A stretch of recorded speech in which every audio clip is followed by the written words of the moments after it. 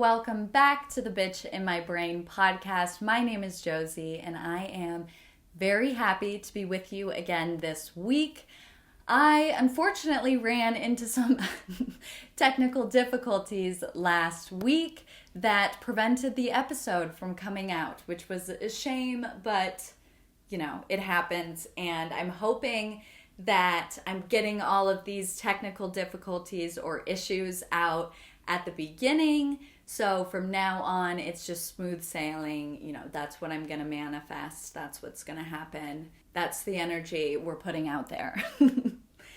But I'm back with you this week. That's what matters most, especially to me. But, we're all coming off of a busy week. Valentine's Day was on Friday. I hope everyone, loved and felt loved as well. And I really want to shout out all of the girlies who celebrated Valentine's Day, or Galentine's Day, rather. I think it's so amazing because, we as women, we're almost reclaiming that day. I feel like Valentine's Day has always really been positioned as a romantic holiday. And yes, that is, there's an aspect of that that's true. However, it really is ultimately just a day of celebrating love, whatever that looks like with whoever, It's really about celebrating, those around you that you truly love. And so the fact that women are doing Galentine's Day with their close friends and really celebrating their friendships, I just think, it's we're reclaiming this day. So shout out to all of the Galentine girlies. I hope that you continue to do this, me included, for the rest of our lives, because it truly is important to celebrate and foster our relationships with the people closest to us, because they're our biggest, support systems. They're the people that are in our corner, and they're the people that we love so incredibly much. So let's keep it going. We're making great moves. I'll say it like that. Sam and I had a pretty chill Valentine's Day. We went and got some sushi and then just came back to the house and watched a documentary. We watched the new one on Netflix. I think it's called Black Hawk Down or something like that. And I love a good documentary, so I'm stoked about that part. I'm just not a war girly. It gives me too much anxiety. I think it was a 3-part series, and I was just sweating, heart racing. It was a lot. But, spending that time with Sam, all of that, we love it. Because we're pretty casual holiday celebrators, if that makes sense. We just like to keep it simple. We like to keep it easy. We're not really the kind of people that dress up and go to a fancy dinner. And that is not saying that dressing up, going to a fancy dinner is bad in any way. However you celebrate that just makes you feel good, that's the way to do it. Don't try to celebrate in a way that doesn't feel good for you, because the whole time you're going to be either shit, I wish we were at home in sweatpants, watching a movie, or I wish that we would have gone and done something fancy and nice, unique, that sort of thing. But really, the most important piece of our Valentine's Day, or really any holiday that we kind of celebrate together, is getting each other a card is a non-negotiable. And it's really been like that since the beginning. And the reason why I love cards so much, and all my friends, they always get cards from me, because I find that it's a really intimate exchange. Because when you're searching for, a card, you're looking for something that resonates or reflects, your relationship or your friendship. So I find that it's almost the best gift you can give someone because it's, it's heart to heart. It's not necessarily some materialistic, thing, which I'm not, once again, I'm not dogging on that because I'm never going to turn down getting new rocks or, oracle cards or any of my woo-woo stuff. I'm not going to stop anyone from doing that, but I find the card aspect of it to just be, such an important part. And Sam and I really prioritize not only just getting, a fun card with a saying that, reflects our relationship, but we also take the time to write each other handwritten notes or, to be, and this makes me kind of cringe, but I'm going to say it anyway, kind of love letters to each other. And this year I was really reflecting on kind of where we started in our card writing, journey, where it was really, it was genuine. It came from a lot, it was a lot of feeling grateful for the other person, so you're grateful for all that they do, or you're grateful, especially with Sam, he's the chef in the family. So, I was always grateful for him feeding me because if he didn't, I would have girl dinner every single day of the week. So, I was grateful for him in that sense.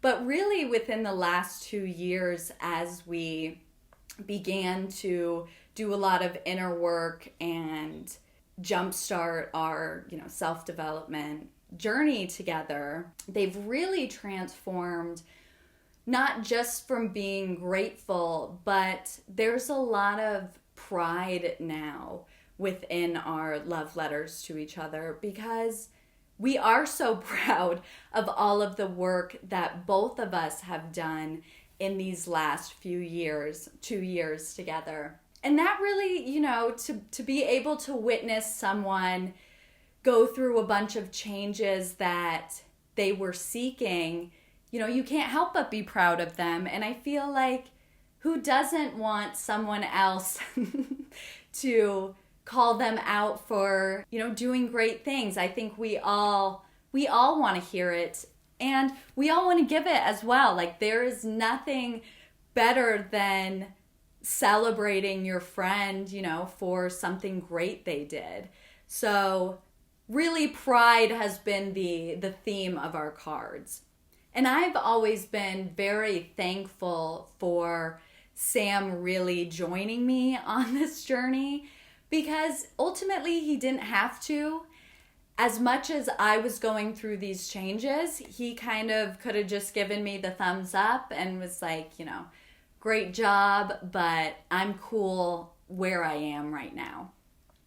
And he really prioritized also making changes alongside me. And we were moving at a different pace, and obviously we were working on different things, but we both had this very motivating energy around us where we wanted, each other to experience this great change, and, we were bouncing off each other, and it was really awesome. And so I thought that this episode we could talk a little bit, or I could talk a little bit about kind of how Sam and I navigated being on this self-development journey together, but also taking different paths. We were kind of zigzagging, on our journey together. I feel like I say journey so much, and sometimes it makes me cringe, and other times I'm like, there's no better way to describe it. So just know I'm not intentionally meaning to continue to say journey every single time. And so really what is the most important piece, and this is going to come off so obvious, but it actually is harder than you would think, but it's clear communication.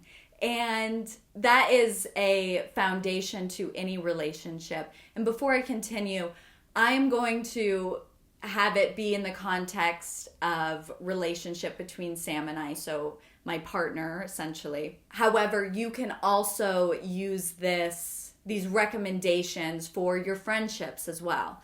Because ultimately, as you begin to change your inner world, it's inevitable that your outer world will change, because that's what we want.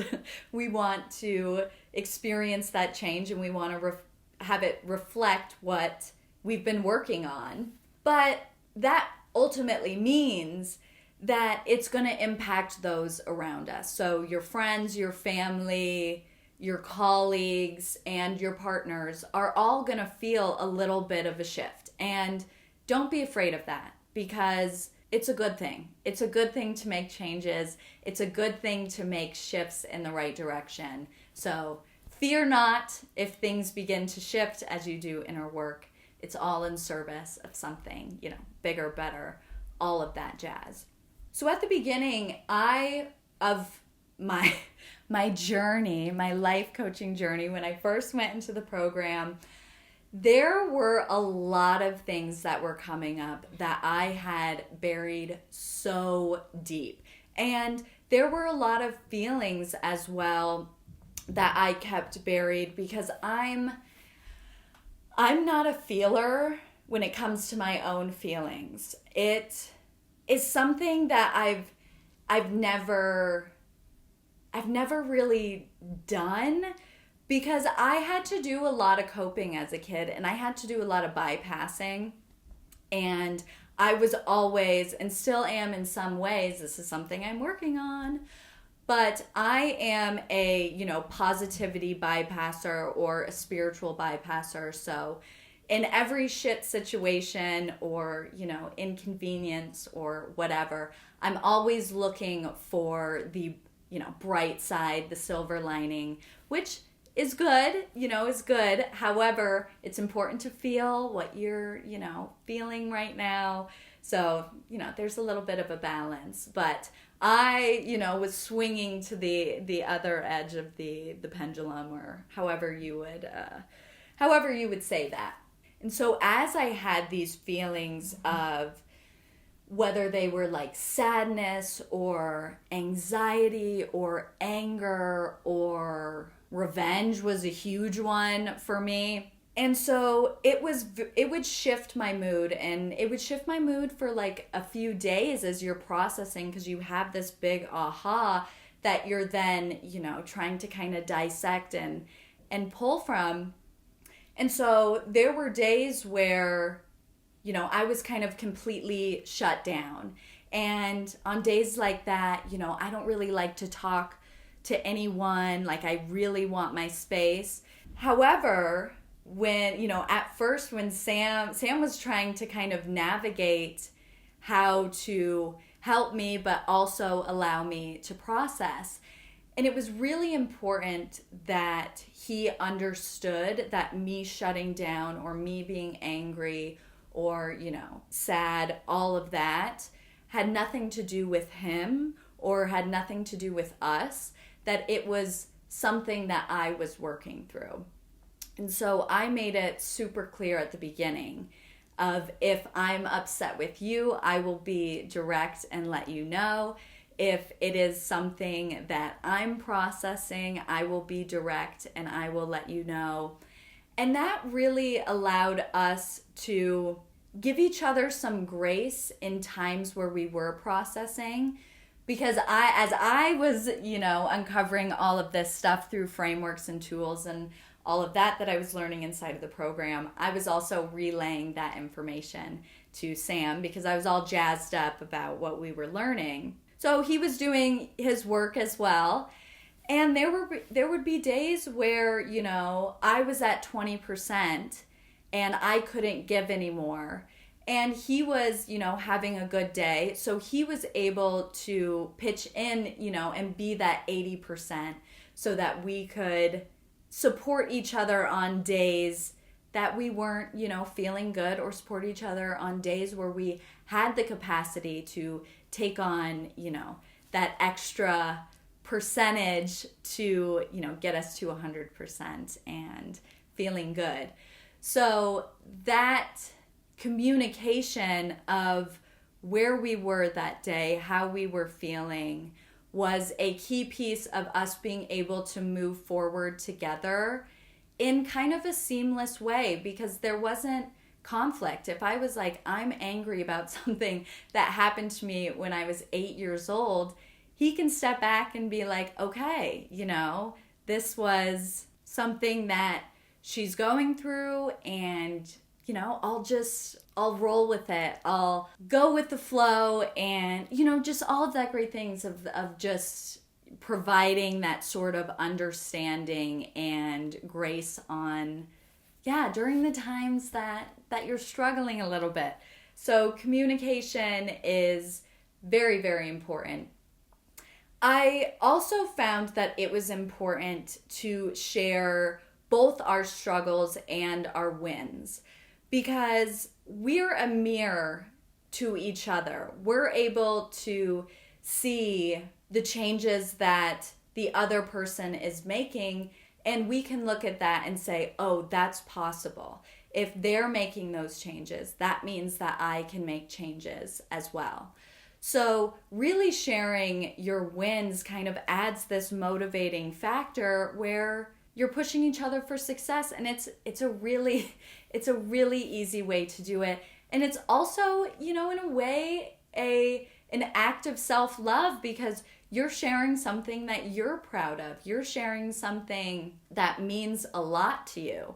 So there's that act of self-love that we can never get enough of.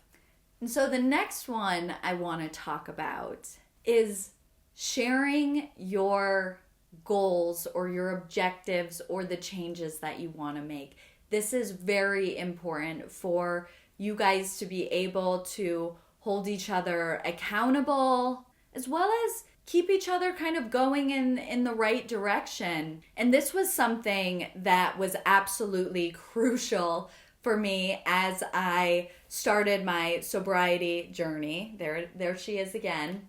Because I needed that support. I needed that assistance. I needed that accountability partner, because I wanted it more than anything to, be sober for a little bit and try to get my shit, back in check. So when I stopped drinking, I stopped in like August of, I can't do the math right now, guys, and I should know this. I think it's 2020. It would make sense to be 2022. In August, I started, and then I had a bachelorette party, 8 months later with our really good friends. So it was, a non-negotiable that we go. And they were all from college, so they were used to drunk Josie being, an absolute party rat. And when I got there, I had no intention of drinking. I was like, okay, and we went to Scottsdale, so it was even more of like this, the energy was there, we'll say that. And so the first day I was chilling, I was like, you know what, like maybe I won't go this weekend drinking, like, cause I left it kind of open for myself. I didn't, when we left for the bachelorette party, I left it kind of open. I didn't want to put kind of firm guardrails. I wanted it to be flexible. So the first day, like I said, I didn't really have any interest. The second day, during the day, didn't have any interest. And then we were going to dinner, and everyone's having espresso martinis and all of that, and everyone's dressed up and having a blast. And because I'm also a peer pressure girl, like I am, I'm not even going to deny it. That's why I got to where I am, because I was down for whatever my friends were down for as well.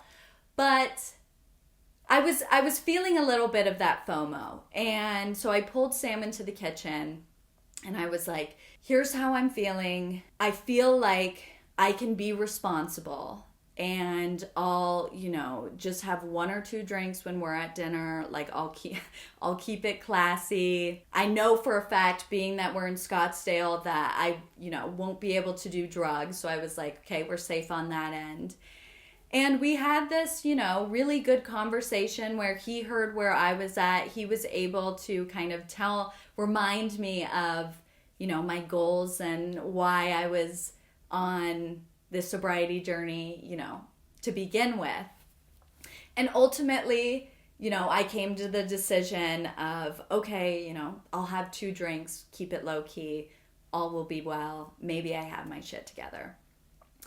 But that was not how it went at all. I turned into a crazy person. And, there were a few espresso martinis at dinner. Then we went to a bar after. I was taking shots. My vodka sodas were back in hand. They were they were flying. And probably about midnight, everyone wanted to leave the bar, and that's not how I roll. So everyone left, and it was me and my other friend that closed down the bar, at 2, 3 in the morning. And we came back, and I was obviously very drunk, went to bed, woke up the next morning, and I was feeling that shame because I knew that it was the hard truth that I still was not on that level to where I could handle it. Like I was repeating the same behavior besides the drugs, which I guess one win in this situation, but I was repeating the same behavior that I was trying to fix, when I started. So we had a really good conversation. He was, asking me, okay, where do you think you went wrong? What are some times you went right? Which was absolutely not a single time that went right the night before. But we were able to really dig deeper together and figure out, like, okay, where was this stemming from? And truly it went back to, FOMO, feeling a little bit like an outsider or excluded. And that was all self-imposed. No one that was at the, bachelorette was making me feel that way. It was all, self-imposed. But by being able to really get that deeper support from Sam helped me make better decisions because I decided, okay, the rest of the trip, I can't drink. It was actually refreshing to be able to lean on him in a time that I was getting a little squirrely or I was, coming up with excuses. So that's really why it's so important. And Sam and I still do this. Like New Year's, we went to Pretty Lights in Chicago, and we were with, our whole friend group.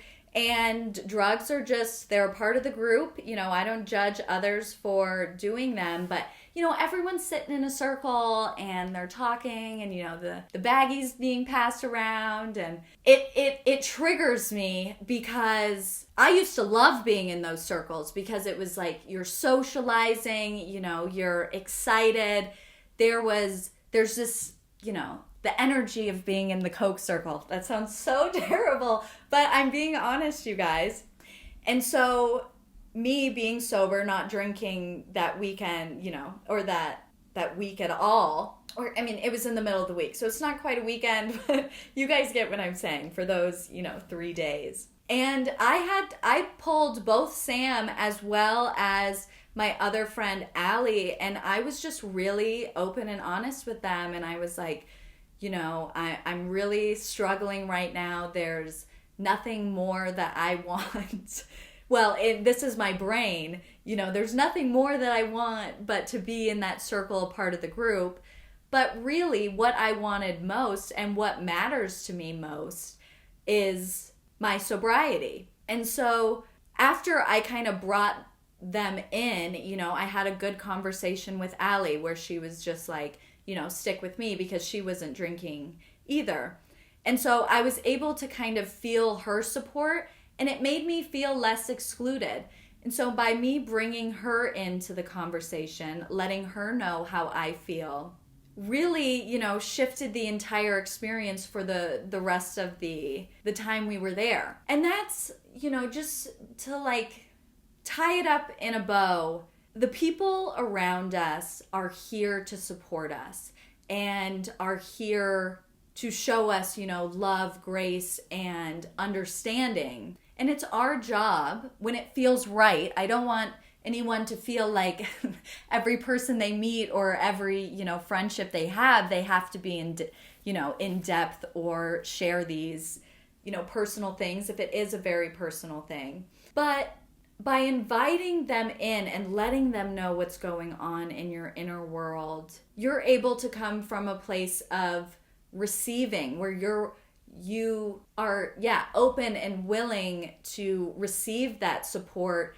and that guidance when you need it most. And I want to say this really quick too. If you feel out of alignment with the people that you're sharing this with, so you might have a good friend or even your, partner that you're explaining this to, and they might not get it, and they might not support you in the way that you need to be supported.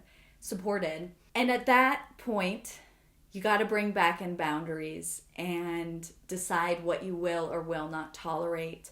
And if making certain changes are important to you, then you might have to make some hard decisions on whether or not to include them on your journey or have them in your life. And I know that seems really excessive and extreme, but there's nothing more important than being in community with the right people, with the right intentions and the right support.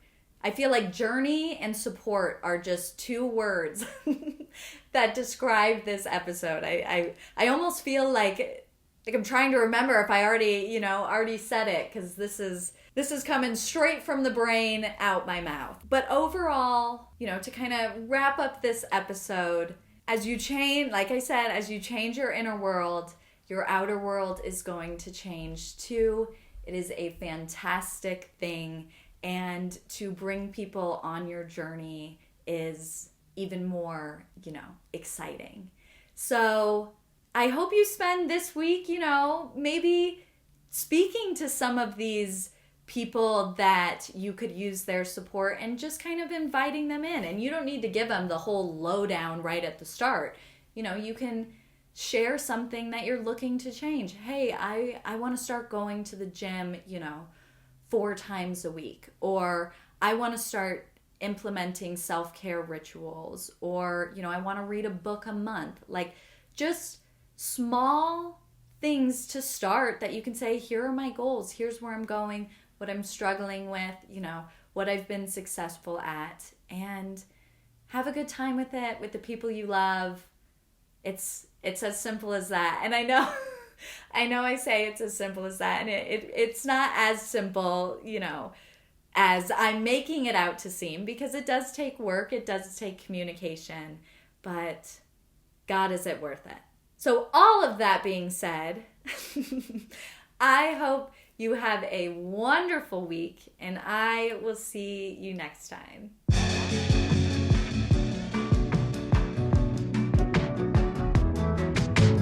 Thank you so much for joining me today. I hope this episode spoke to you, and I can't wait to continue to share so much more. If you're feeling called, please subscribe and leave a review so together we can reach even more women who deserve to live their best life. And you can follow me on social at The Bitch in My Brain as I share my journey and life in real time. I can't wait to see you bitches next week. Take care.